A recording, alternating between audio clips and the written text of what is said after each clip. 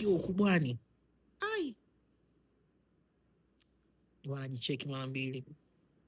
Ukipata rafiki wa ukubwani, huyo sio rafiki wa faida bro. Angalie, kuwa na watu unawajua wengi, lakini usikaribishe mtu kwenye maisha yako kirahisi rahisi.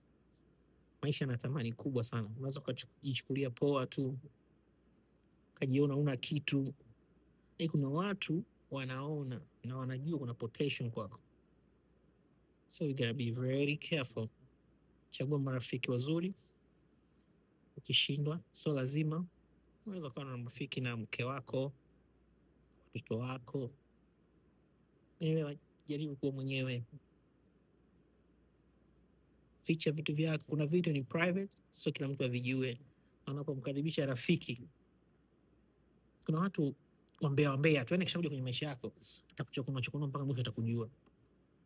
Na urafiki ya unogi bila kujuana, na kujuana ndio unapozua fitna.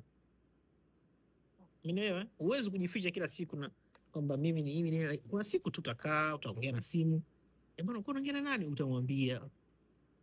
Kwa hiyo marafiki ni wazuri, lakini marafiki vile vile wana upande mwingine hatari. So lazima wote tuna marafiki. Unaweza kuwa mwenyewe na maisha yako kaenda tu. I'm telling you, kama unaweza kuwa na rafiki, kuwa naye, lakini kama huwezi, so lazima kuwa na rafiki. Utapotea.